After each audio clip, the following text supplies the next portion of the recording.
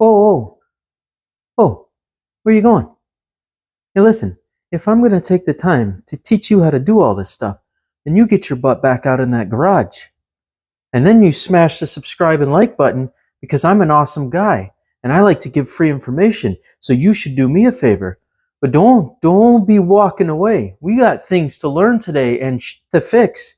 So you better go grab your tools and get out in that garage right now.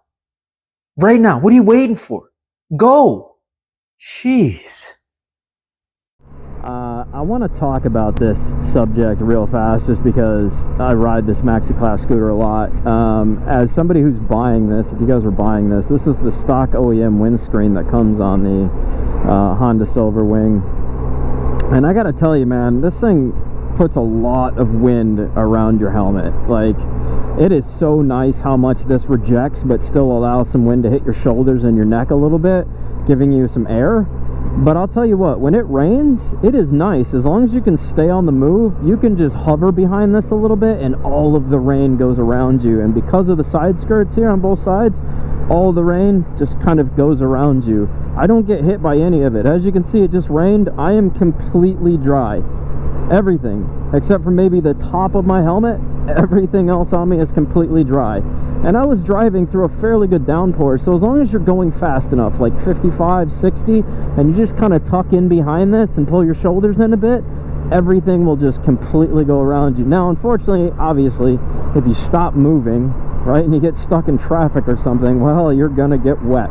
But if you're cruising on the highway, or a constant road where it's just pretty much one speed, or you can pick up the speed a little bit, the stock OEM windscreen is incredible. This thing blocks the majority of wind and it blocks the majority of rain in weather conditions. So like I said, you can see the outside of my shorts are getting hit, but for the most part, I'm barely blowing. For going almost 60 miles an hour, my shorts are barely blowing at all. That's just kind of scooping wind. If I put my hand out here, I can really feel it. But right here, nothing. I barely feel anything. I can feel the grab start to hit right there. So as long as you're tucked in like this and you just kind of cruise and just hone in, man, all the elements will not phase you on your rides. So that was a quick point I wanted to touch on. This thing does incredible. I've ridden it in the rain a bunch now. It's not my favorite thing to do, obvious reasons, but most of the time I'm not caught in traffic, so I can just stay at pretty constant speed and we're good to go. But a lot of times in Florida, as you can see those cloud cover up there, yeah, we run into that kind of stuff where it's sporadic showers and you just, you know, it's so unpredictable. It is so unpredictable.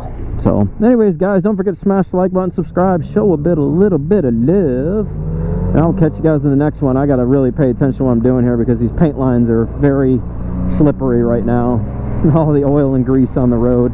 So I'm not trying to speed, I'm not trying to rip through traffic, just comfortably get around and you know, still filter a little bit without sliding and dying, because I certainly did not dress appropriately for wet conditions, that is for sure. Oh heck, even dry conditions I would not have. What is that? That is gross. I don't know what got on me, but I did not dress for any of those conditions. So yep, we're taking it easy because, like I said, any white lines after it immediately rains, those white lines are going to be very slippery to all motorcycles, bikes, and scooters. So alright guys, catch you on the flip. Toodles.